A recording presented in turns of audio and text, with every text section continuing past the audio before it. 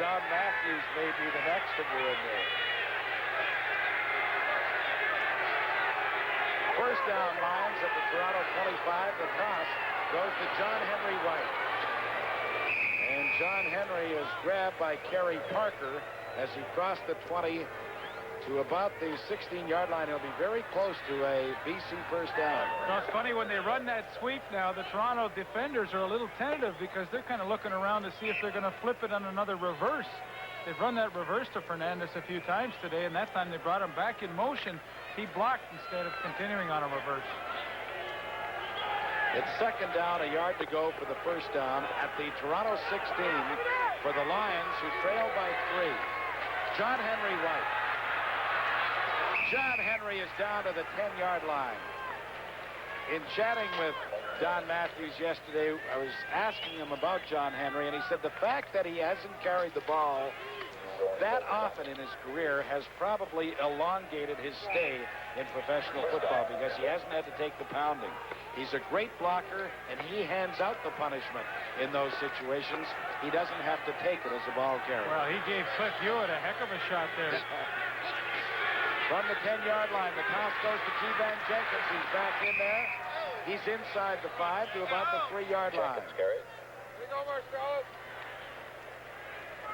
It's been a very, very entertaining football game. We've got 3 minutes left to play in the third quarter. Argos and Lions have seesawed back and forth all afternoon. At the moment, Toronto leads by 3, but it looks like the Lions are going back out on top because they've got second and goal from the Toronto 3-yard line.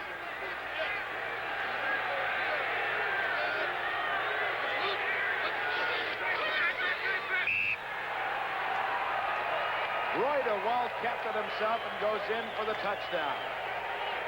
Well, he said if JC can do it, I can do it. He did a terrific job because I really couldn't see where the ball was, and I had to make sure that DeWalt had kept it himself. He just follows right behind Al Wilson. Nothing to it. You know, that happens so often in goal line situations, just as it did for J.C. Watts. There's really nobody in the middle. If you get past that first defensive tackle, you're home free. But what a good ball game it's been. Back and forth. The Lions now out in front by 3 with the point after by Louis Pasaglia. And now they're ahead by 4. So with 2 minutes and 37 seconds left to play in the third quarter, it is British Columbia 28, Toronto 24. We'll be back with the Lions kickoff in a moment. 28-24 ball game in favor of the BC Lions with 2 minutes and 37 seconds left to play. If you've just joined us, you've missed a heck of a ball game to this point. But stay with us now because this thing is seesawed back and forth all afternoon.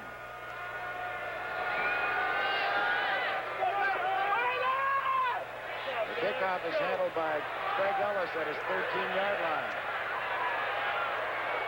And Craig stopped, and as a result, the swarm of tacklers was there to bring him down at the 30-yard line. It wasn't Jan Carinci that kicked off. I believe it was Larry Crawford.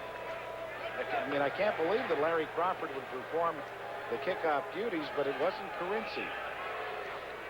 Well, Larry's a good athlete. I didn't know he was a kicker. No. Kicked with his left leg, too. Did he? No. Are you not watching this game? Pull up my leg. It's first down, Toronto. The ball is at their 30-yard line.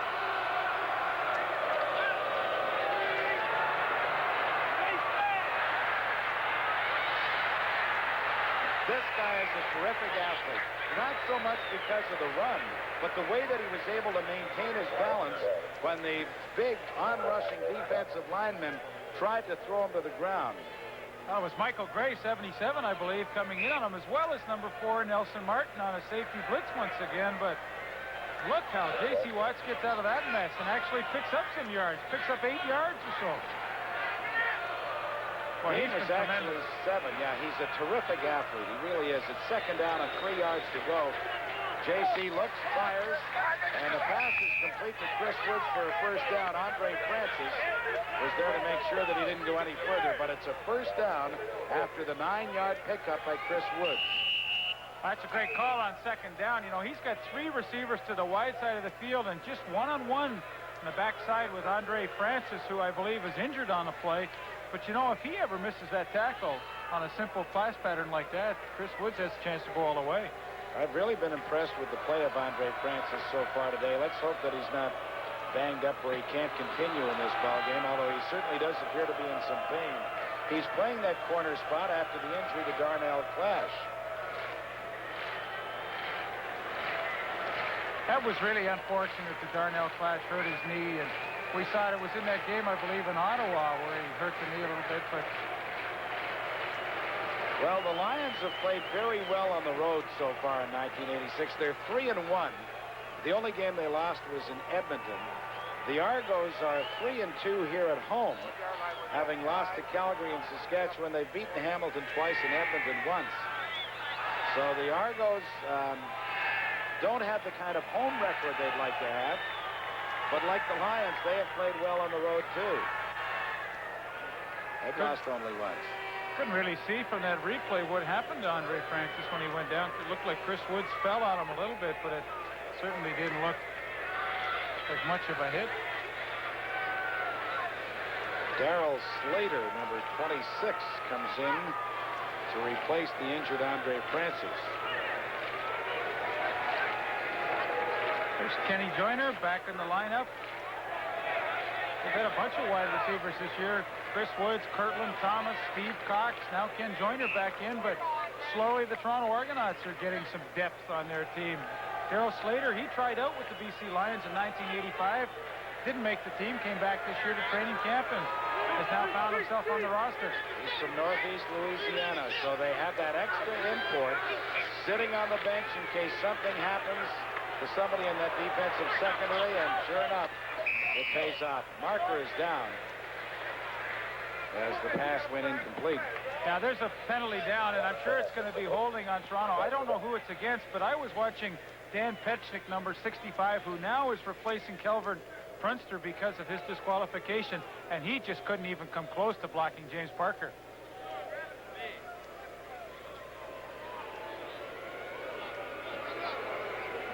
Here's the call. Holding. Toronto number 65. First down repeated. Well, as Lee pointed out, it was Dan Petchnik. Well, there you're going to have a great look at him. 65, he's right in the middle of your screen. What? It's just speed by James Parker. He just ducks around him, and there goes the hook. So it's first down and 20. Toronto back at their 35. Same thing. Exactly the same thing happened. Petchnik again just literally tackled James Parker. No question. Well, it's going to be first and 30 now, and I don't like your chances.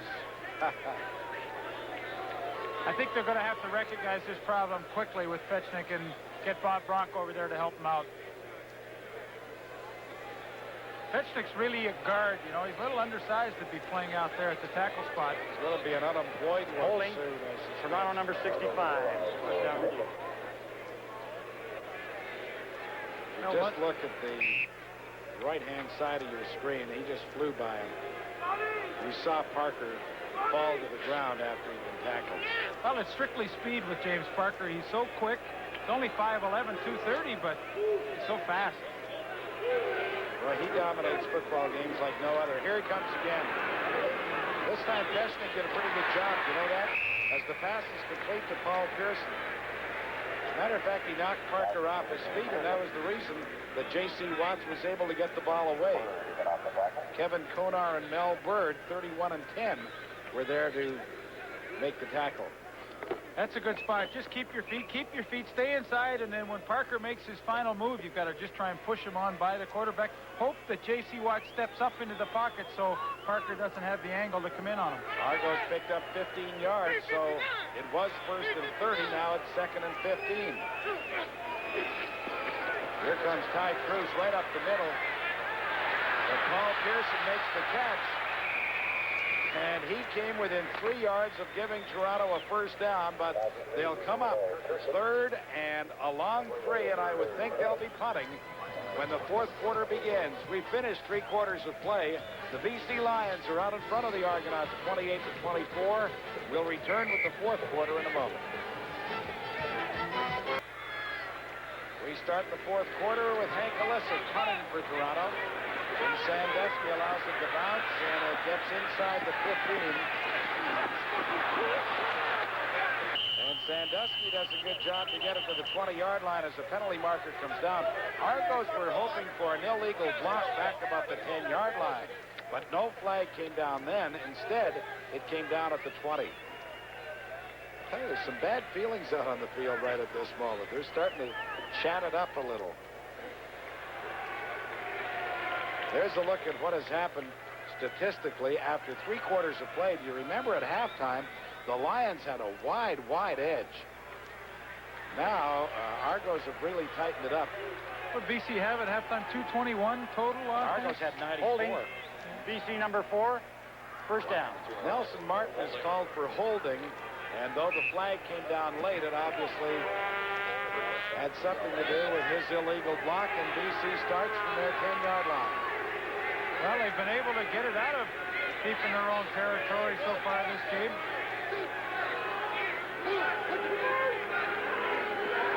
Evan Jenkins. Boy, you've got to love the way he runs. Jenkins is over the 15 to the 18-yard line for a pickup of 8. Willie Pless was there to make the tackle for Toronto, along with the defensive tackle Gerald Bayless, number 99. Once again, they brought Mervin Fernandez in motion in behind the backfield, faking that end around, and that just kind of softens everybody up when they see it. They get edgy, the defense, when Mervin starts moving all over the place. The drop play, and this is Jenkins again for the first down over the 20 to the 21-yard line. David Marshall, the middle linebacker, 73, was there to make the stop. We mentioned Willie Pless just a couple of minutes ago. Willie was in on that tackle as well. He's the rookie from the University of Kansas that unquestionably will be selected the Eastern Conference Rookie of the Season because he really has been outstanding. He has 3 interceptions, leads the team in tackles with 83, has 3 sacks. And for the 3rd time in a row, Evan Jenkins is the ball carrier up over the 30 to about the 31, and he'll have another pickup of close to 8 or 9 yards. You know, you look at the BC Lion offense and you say, boy, they run those screens well, they run the draws well, and generally they block for the run well. Well, they've got 9 years average experience across that offensive line, and Gerald Roper, 65, getting around the corner. There's John Blaine, Al Wilson, all these guys. Now a newcomer, Jim Mills, but he's had experience in the National Football League. This is a veteran group that really knows what they're doing. They average 6'5", 270 pounds as the ball this time is handed off to John Henry White. And John Henry picks up the necessary yardage for the first down as he gets the ball to the 33 before the tackle was made by Bayless and Marshall, 99 and 73. How do you think the newcomer Jim Mills is big enough to play this game? 6'8", 281. Nice sized young fellow. I wouldn't want to have to do the grocery shopping for him every week. The shopping wouldn't be bad if you paid the bill.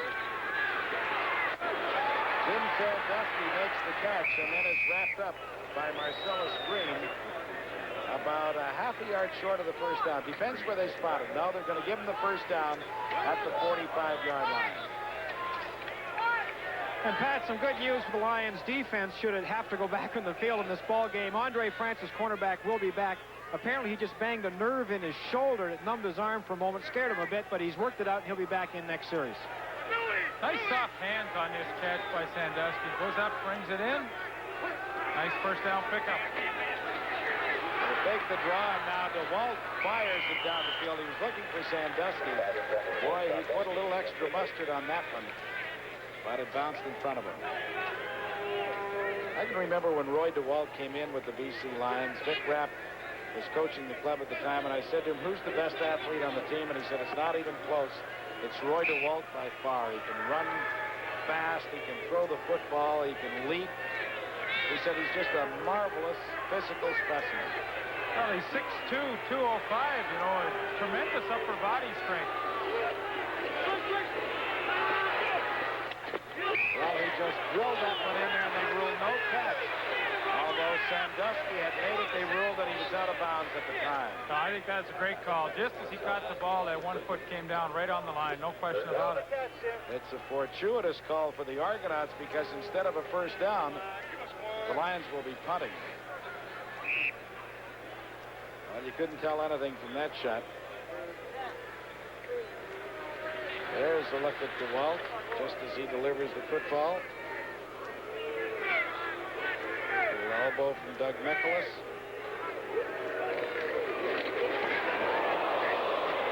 Kerry Parker almost got that one. Chris Wood with a reverse to Carl Braisley. If I'm Carl Braisley, I'm going to have a chat with Chris Wood, giving me the end around when I'm 8 yards from the sideline. Well, when they call the play, they can't control whether the ball's kicked. No. It's 28-24. The Lions lead it with 10:38 left to play in the fourth quarter, and we'll be back in just a moment. From start to finish, we're building the best. Simple is Canada's best-selling car.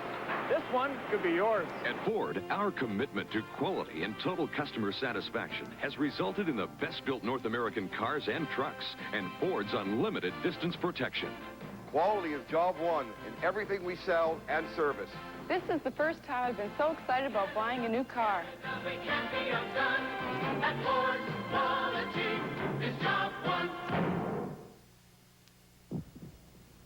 This year, something special is happening in the Canadian Football League. Each team is going to play one regular season game for the Heart Fund. Support the Heart Fund game in your city by purchasing your tickets at specially designated outlets. That way, 50% of your ticket price will go directly to the Canadian Heart Foundation. Watch for further ticket and game information. The Heart Fund game. For many people, it's the game of a lifetime. Well, the Argos are really pinned back now. It's a 45-yard punt by Louis Pasaglia, and then the Argos lost 5 yards on the return. They have the ball at their 15-yard line. 10.5 minutes left to play in the ball game. BC leads it by 4. J.C. Watt threw it very quickly, so quickly that nobody was ready. He was intending it, apparently, for Paul Pearson.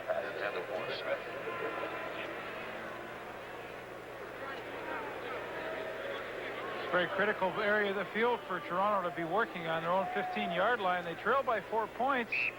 You'd like to get something going offensively, but you've got to be very careful you don't turn the ball over. And the fourth quarter is the BC Lions quarter. They've only given up 22 points, and they've scored 94 themselves. This is their most productive quarter both ways.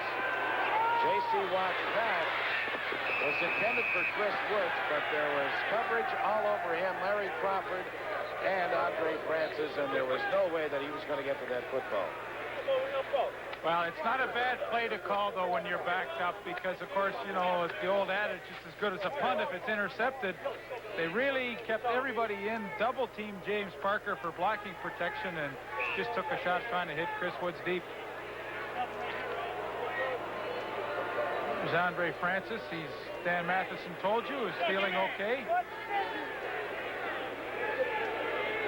And that's Jim Sandusky. About to field this punt from Hank Ellison. And this bounces back towards the Argos. Sandusky on the dead run.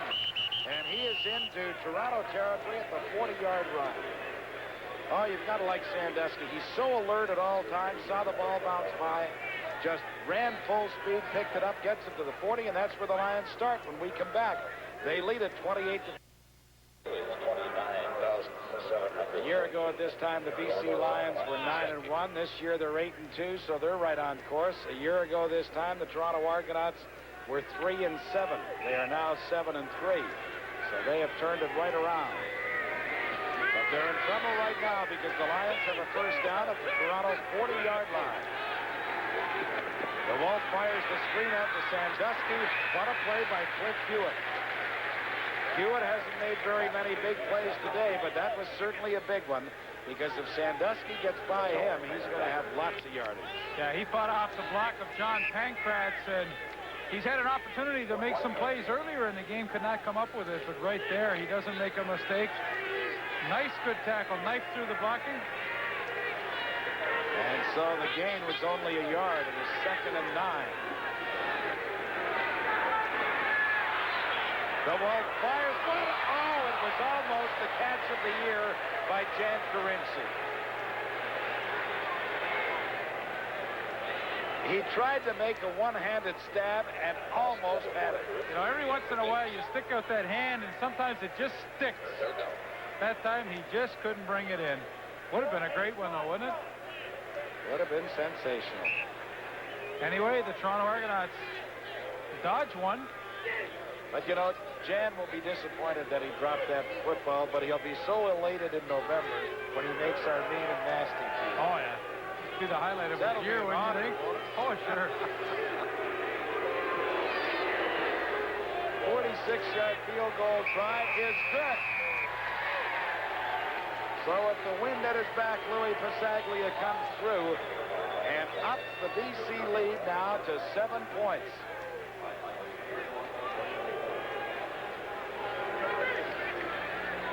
And the Argos don't want them to kick off. They say, we'll take it right from the 35. Well, the way they've been scoring points in this game, I would be very suspicious if we were finished with the scoring department.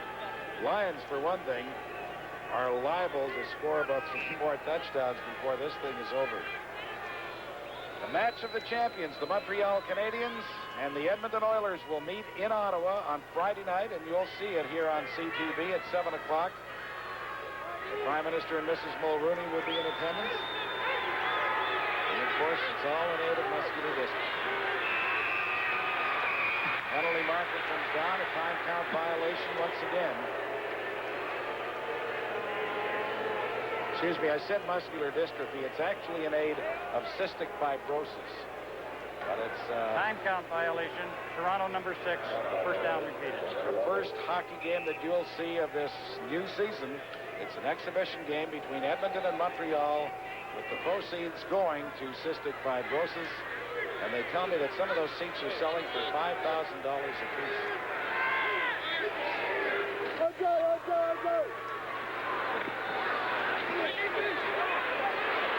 Watson's pass is picked off by Nelson Martin. He was just back there playing center field. The pass was intended for Ken Joyner. And Nelson Martin just sat back there. This was an easy one for him. Yeah, you know, you look back at every game and you always say, geez, I wish I could have had this play over. Well, this will be one that J.C. Watts wished he had over, because there was no chance to get that ball into Kenny Joyner. I don't like their offensive scheme right at this moment right now. It's 31-24. BC leads Toronto. We'll be back in a moment. Throughout motoring history, a number of Jaguars have been recognized as milestone motor cars. Combining timeless beauty with advanced technology, the Jaguar XJ6 has also achieved milestone status. Refined over the years, the XJ6 offers the reliability of proven engineering and the security of a 3-year, 36,000-mile warranty. John Ladd, Sports and Classic Cars. Roderick at Douglas in Victoria. Sometimes it seems like the sun will never stop shining. But for a child suffering from blindness, the sun may never shine. For the deaf, the laughter may never be heard. For the aged, the dignity may be thrust aside by illness or poverty. For parents in a crisis, the joy of raising a child may be forever overshadowed by outside pressures. The United Way and its 30 agencies help keep the sun shining in our lives. Last year, the United Way helped 90,000 people in Greater Victoria. The United Way story. You make it happen. It's a 31-24 ball game. Lions lead it with 7 minutes, 58 seconds left to play in the fourth quarter, and BC with the football at their 54-yard line. Kevan Jenkins. Kevan, nice little deke inside, and then took it outside before being forced by Carl Brazeley. You see the move he put on Kerry Parker? Little soft through to the inside, step around him. I was just saying, before we went away to commercial, I wasn't too impressed with the Argos game plan at this point. Because, I mean, I don't know why they're trying to throw the ball 50 yards downfield. They've had success throwing, you know, those little intermediate routes, those outs. And I mean, that last play was high school all the way. Safety blitz. Well, an excellent job by Doug Nicholas, number 70, who just wouldn't give up in his pursuit of Roy DeWalt. And he was there to make